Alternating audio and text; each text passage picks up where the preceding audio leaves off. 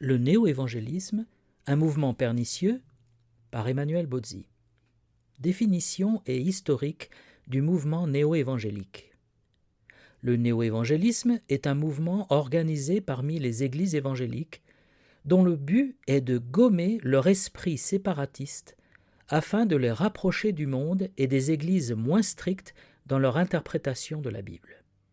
Ce mouvement a commencé dans les années 1940 aux USA, sous l'impulsion de Harold John Ockenga, 1905-1985, un pasteur et auteur très influent. Il a fondé l'Institut de théologie Fuller, qui a formé des milliers de pasteurs dans cette optique. Le néo-évangélisme est un compromis entre le modernisme d'un côté et le fondamentalisme de l'autre. Je m'explique. À partir du XVIIIe siècle, la Bible fut attaquée de toutes parts par des théologiens se disant chrétiens, en particulier depuis l'Allemagne. En réponse à ce mouvement dit moderniste, qui remettait en question l'inspiration de la Bible, les miracles et la résurrection de Jésus, entre autres, s'est levé aux USA un mouvement dit fondamentaliste. Il avait pour but d'enseigner à nouveau les grandes vérités chrétiennes.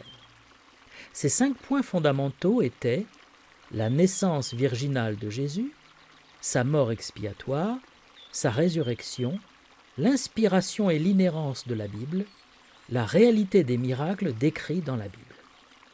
Sous l'influence de l'anglais John Nelson Darby, 1800-1882, l'attente du retour de Jésus-Christ et l'enlèvement de l'Église formèrent un 6e thème qu'on peut rajouter au précédent. Les églises attachées à ces fondamentaux décidèrent de se séparer complètement des dénominations modernistes ou libérales.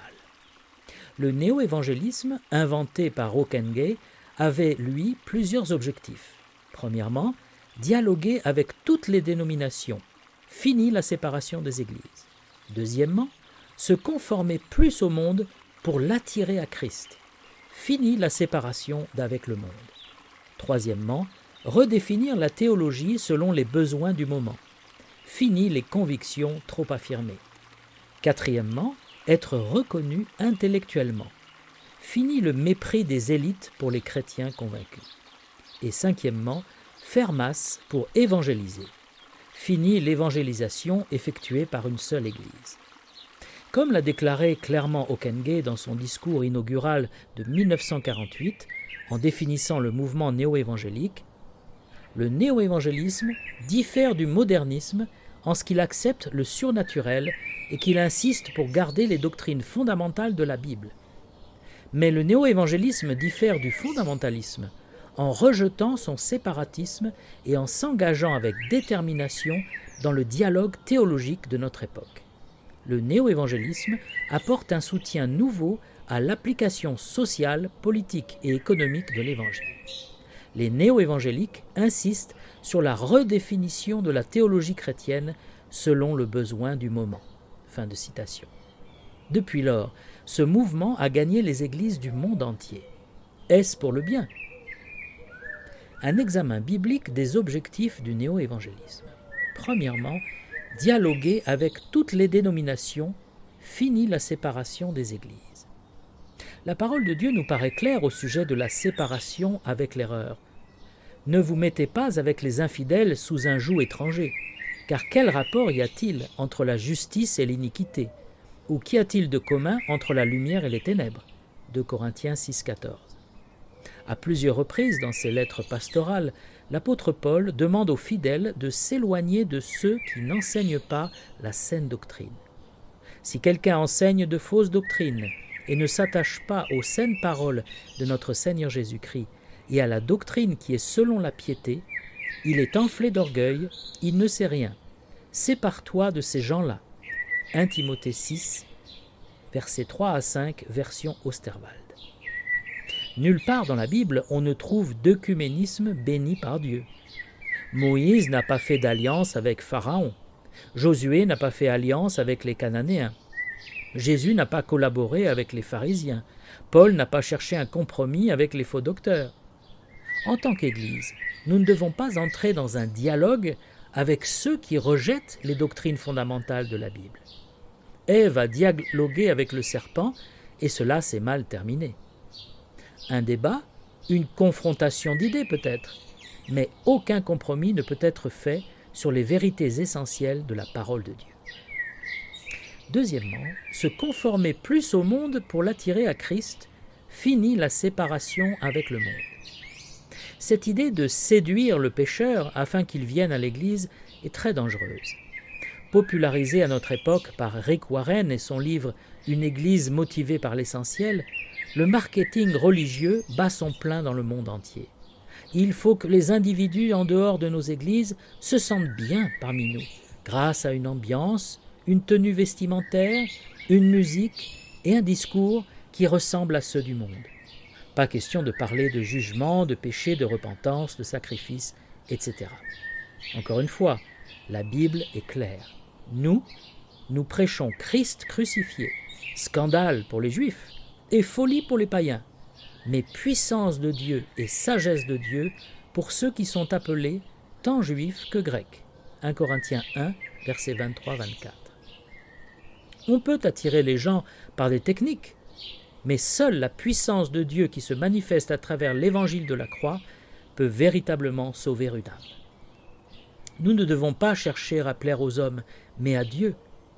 Et maintenant, est-ce la faveur des hommes que je désire, ou celle de Dieu? Est-ce que je cherche à plaire aux hommes? Si je plaisais encore aux hommes, je ne serais pas serviteur de Christ, dit Paul en Galates 1, verset 10. Troisièmement, redéfinir la théologie selon les besoins du moment. Fini les convictions trop affirmées. L'idée qu'il existe une vérité absolue est devenue inacceptable. Au nom d'une fausse tolérance, le chrétien devrait renoncer à avoir des convictions et accepter qu'elles contiennent toute une part de vérité. Le mariage homosexuel, l'avortement, les relations avec les autres religions, la théorie de l'évolution, etc., sont des idées qu'on tente de nous faire accepter comme bonnes, alors que la Bible les déclare mauvaises.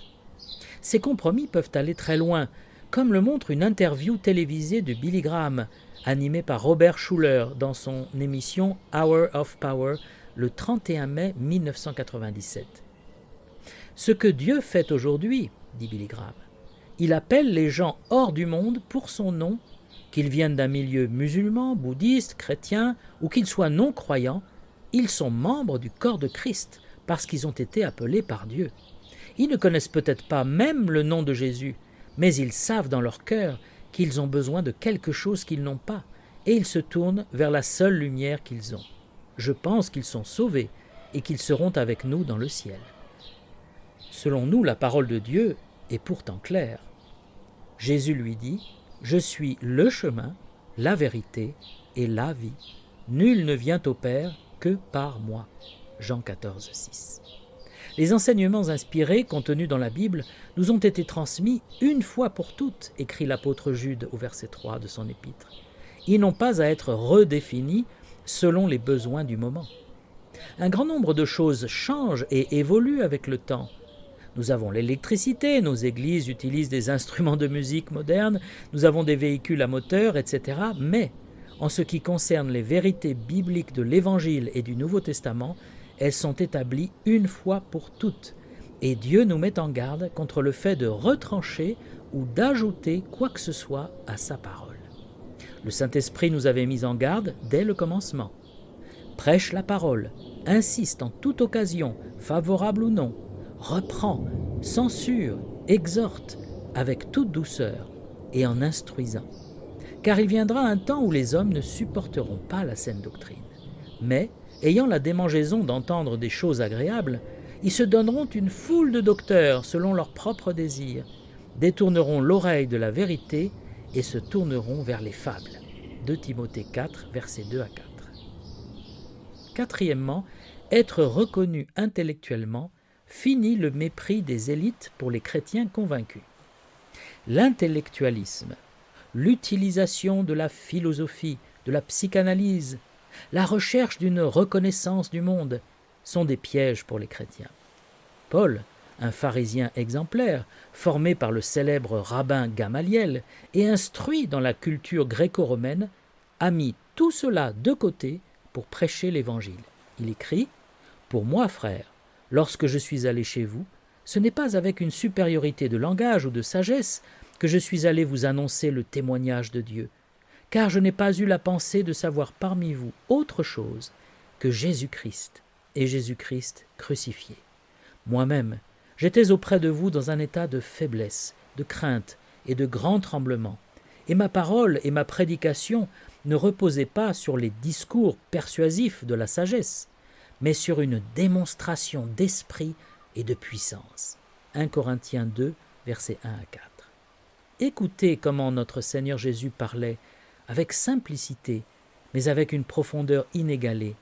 Nous ne devons pas chercher à nous faire accepter des grands de ce monde. Eux, ils sont du monde.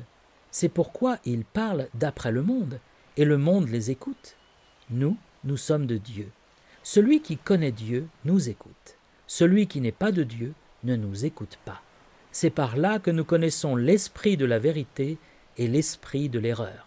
1 Jean 4, versets 5 et 6. Cinquièmement, faire masse pour évangéliser. Fini l'évangélisation effectuée par une seule Église. Le néo-évangélisme utilise les concepts du marketing moderne. Pour impressionner le monde, il faut montrer qu'on est nombreux. Pourquoi ne pas montrer un front uni, composé de tous les chrétiens? Pourquoi ne pas utiliser tous les moyens pour faire venir du monde à l'Église? Billy Graham a montré le mauvais exemple en organisant ses croisades d'évangélisation main dans la main avec des évêchés catholiques et avec des églises libérales. De nombreuses églises néo-évangéliques utilisent le modèle du monde du spectacle, scène, lumière, musique, pop, théâtre, etc., pour attirer les foules. Curieusement, la Bible révèle que Dieu ne compte pas sur les masses pour gagner ses victoires. L'Éternel dit à Gédéon, « Le peuple que tu as avec toi est trop nombreux pour que je livre Madian entre ses mains.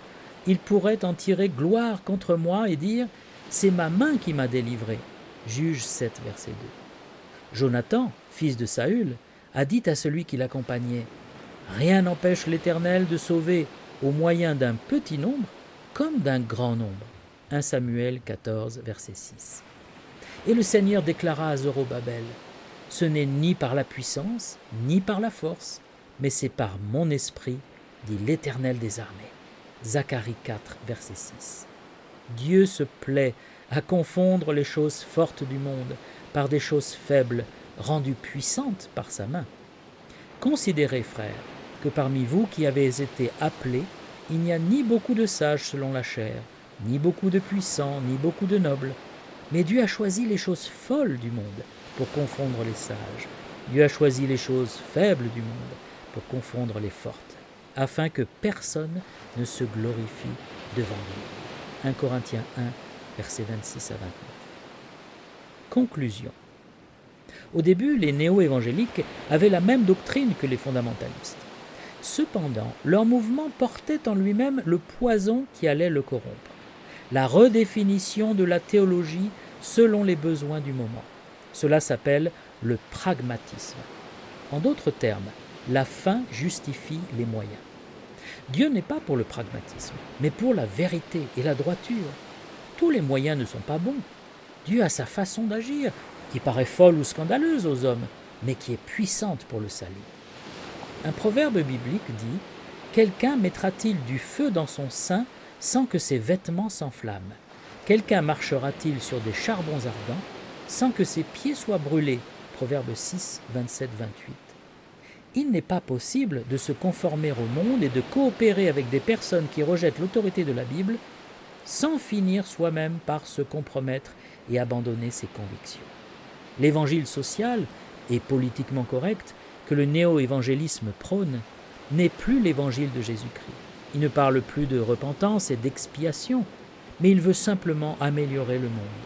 C'est gentil, mais c'est peine perdue. Le Seigneur a dit que nous devions attendre, selon sa promesse, de nouveaux cieux et une nouvelle terre où la justice habitera. 2 Pierre 3, verset 13. Si Dieu voulait que nous changions le monde par une action sociale ou politique, le Seigneur Jésus aurait lui-même agi dans ce sens. Il aurait cherché à libérer Israël du joug romain. Il aurait accepté qu'on fasse de lui un roi. Il n'aurait pas dit à Pilate « Mon royaume n'est pas de ce monde ». Jean 18, verset 36.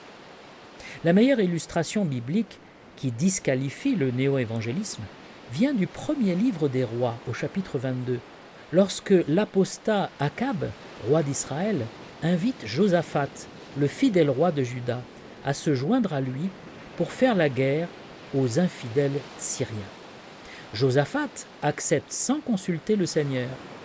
Les Syriens représentent le monde inconverti, Akab représente le chrétien libéral et apostat, et Josaphat représente le chrétien néo-évangélique, désireux de collaborer avec son cher frère, afin, pense-t-il, de le ramener à la foi. Mais il y a un quatrième homme, Michée, le prophète, qui représente le chrétien attaché au fondement. À cause de sa mauvaise réputation, je le hais car il ne me prophétise rien de bon, il ne prophétise que du mal, dit Akab au verset 8. Séparé des faux prophètes, Michée est finalement giflé puis mis en prison parce qu'il avait dit que l'Éternel ne bénirait pas cette entreprise. Josaphat, le roi néo-évangélique, n'écoute pas l'avertissement divin et suit Akab sur le champ de bataille où il manque d'être tué si Dieu ne l'avait épargné par grâce. Jéhu, le prophète, alla au-devant de lui et il dit au roi Josaphat : « Doit-on secourir le méchant et aimes-tu ceux qui haïssent l'Éternel ? À cause de cela, l'Éternel est irrité contre toi. » 2 Chroniques 19, verset 2. Josaphat n'a pas mis un terme à ces associations malsaines, puisqu'il fut repris par Dieu pour avoir trafiqué avec Akazia. Éliézer prophétisa contre Josaphat et dit : « Parce que tu t'es associé avec Akazia, l'Éternel détruit ton œuvre. » 2 Chroniques 20, versets 35 à 37. Bien sûr, Josaphat était sincère, mais la sincérité ne suffit pas. Il fallait aussi chercher la volonté de Dieu dans ses projets. Et le prophète de l'Éternel l'avait bien dit : « Ne montez pas !» Et il a détruit son œuvre en acceptant une mauvaise alliance. Le chrétien d'aujourd'hui doit aussi s'interroger sur sa manière d'agir, de faire l'Église, d'annoncer l'Évangile. Est-ce que je compte sur les moyens humains, charnels, sur des associations, des programmes, des spectacles, ou sur la puissance de Dieu qui se manifeste à travers l'Évangile ? À nous de répondre.